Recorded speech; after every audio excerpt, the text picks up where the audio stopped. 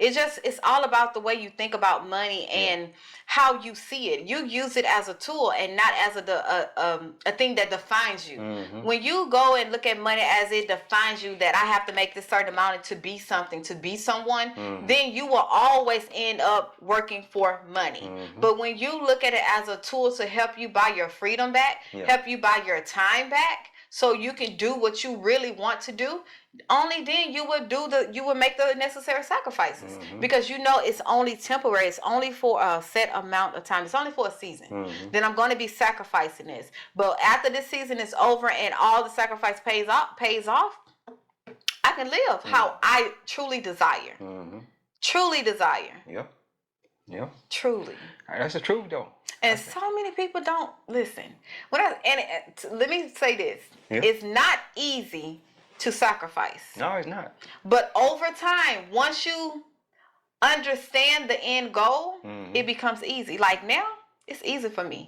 So easy. Normally, I'll be like, God dang, babe, can we do a little something? Go vacation here? Can we, But when you understand the end goal and you know what's your heart's desire, that once I finish this sacrifice, I'm going to get my heart's desire. Baby, sacrifice away. What else? Do we need to sacrifice some more? Yeah. Listen, because I don't care. Like, we don't care what we look like to the outside. We know what our stuff is. We don't care how we might look, how, what people might say. Listen, sacrifice, baby. Yeah. We in the trenches. Yeah. They want in the gutter. Come on now. Not in the gutter. I keep saying the same thing. But we in there. Yeah, in the trenches, man. We're in the trenches. You know what I'm saying? Let me say this. If you could make it through those times, when the times get better, you're going to be good. Oh. You're going to be good. Because your character is developed. Yeah. That's when your character and your faith and your love is developed. Yeah. So when you get out there, you already built up. That money, when that money start really rolling in, like I'm not talking about no 20,000, 30,000. We're talking about thousands, 100,000 plus. Yeah. Start rolling in at one time. It does not define us. It doesn't change who we are. It doesn't change our principles, our standards, our ethics. It doesn't change. Yeah. Because we're getting built. We building that up where we at now. So that's how I look at it. And let me say this too: if you are one of those people who like to just save your money, just have it sitting up in the bank, you got your stuff together. You got your stuff together, you know what I'm saying? You able to put some money away and this and that. But you just got it sitting in the bank account. It ain't making you no money. The bank using your money to lend to us. Because we going and buying real estate with the money. They lending it to us and we going and let me say this too. If you don't know what fractional reserve banking is, you don't need to have your money in the bank account. You need to find out what it is. Go do your research right now. What is fractional reserve banking? If you don't know what that is, don't have your money sitting in no bank account. The bank is able to lend your money out to people like us that's buying real estate, or to people that's buying cars, or because the bank pretty much creates money out of nothing, out of thin air, because of the money that you put in there and just sit it in there. So why you shouldn't be going and buy real estate with your own money? And I was one of them people. That's why I'm telling you. I was one of the people that just had $100,000 just sitting in the bank account. I'm like, and I started doing my research, and I'm like, how can I pay less in taxes? They say go buy real estate. We bought 3 houses in the same year. In 2020, we bought 3 houses. And I'm not telling you something that I didn't do. You understand what I'm saying? So that's why I can say I let money sit in the bank account for years and just growing. I'm like, why am I letting this money just sit up in here?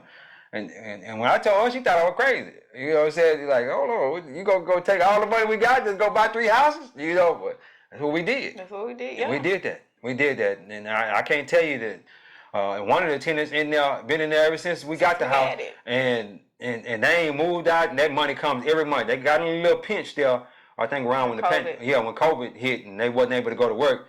But they caught up. They caught it back up. They caught it back up, and the government helped them catch it back up. So don't just let that money sit in the bank account. And it's crazy because if anything was to happen, all you like it's building equity. You see what I'm saying? Like you buy a house, it's always gonna go up in value, right? Preference with what's happened, God forbid, one of us, you know what I'm saying? Sell a house. Yeah. It's like it's not just sitting in the bank. How many times have we seen on social media where someone would go and try to get all their money out the bank, and the bank was like, "Well, you got to give us notice." Yeah. You know why? Yeah. Because they ain't got your money. They ain't got your money in the bank.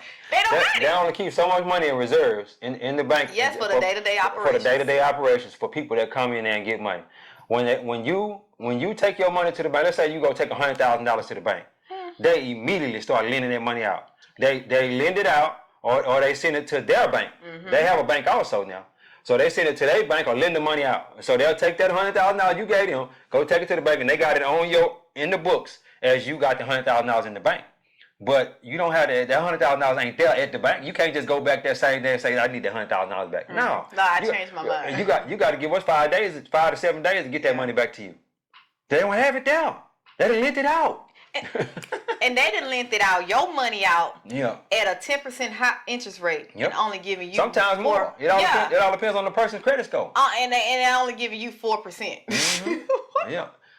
Man, look here. listen. Man, they I create don't money out of thin air. That's so brilliant. Out of thin, yeah. What's the name? Hey, we got banking system, Chase, and Carnegie, and all of them. Yeah. They were so Yeah, smart. they created that up. You know what I'm They saying? were so smart. It's the smartest thing, man. You know, and then your money only secured up to $250,000. 250. So you got to open All these different bank accounts to make sure all your money is secure. But yeah, your money sitting in the bank, it ain't sitting there. It's lent out to other people. Circulating. Yeah, it's circulating. And when somebody else go buy a house, they lend your money to them people. So for them to buy that house. And they just keep it. See, the bank, and people say a house is an asset. Your house is not your asset unless you're making money from the house. So if you got a rental property that's making money, that's your asset. Yep. But your personal residence that you stay in, that's not an asset. No. That's not an asset because it's not making you any money. It's making the bank money. That part. That's their asset. It's the bank's asset. And that's when you come to realization, like, it's not, your house is not even, well, the car liability, but your house is not an asset. No, it's not. And so many times we're programmed to get a house. It's an asset. You have that. Yeah. It's not your house. It's You literally not your house. You better off by having a house, though. I'm not one of them people that's gonna tell you don't go buy a house. Oh no. No, I'm not gonna tell you that. But you better off by buying a house. But it's the day-to-day operations of a house and all the stuff that you have to fix when it breaks down. You actually better off going to be a tenant. A tenant. A tenant. But you ain't gonna get the appreciation. Cause let me say this: our house that we live in right now, we moved in it in 2013. So that's what 11 years. We've been here 11 years. August this year will be 11 years. The house when we moved in, it was $175,000. I think it's worth about $350 now. Worth about $350 now. So you're not gonna get that appreciation. You know what I'm saying? You over here being a tenant somewhere. You understand what I'm saying? So yeah, you got to be, and then we get the appreciation and the depreciation because we get to claim that on our taxes as a loss each and every year. Let me tell you something. You ain't buying real estate, man. You behind the 8 ball. You behind the 8 ball. You need to go get you some real estate. I'm telling you. And this is not financial advice. That's my disclaimer. This not because I don't want you to go get a piece of real estate and say that man, Lester, you told me to get the piece of real estate and the tenant ain't paid rent since they moved in. Educate yourself. Educate yourself. Whatever with whoever. Don't take no advice as as in all be all. Yeah. Educate yourself on that advice. Educate yourself. And make the sound decision that is right for you. Even educate yourself on what I'm saying. Yes. Yeah, please do. And I want you to do that because I'm not going to take nobody's advice and not educate myself. Ooh. Yeah, I got to go educate myself on that. But yeah, real estate is the way to go. It is. If you ain't buying real estate, you behind the 8 ball. Get you some real estate. Yeah. And if you can't, become a tenant. Yeah, because we need you. We need you to be a tenant. We need you to be a tenant. So, we might do a rental. Yeah.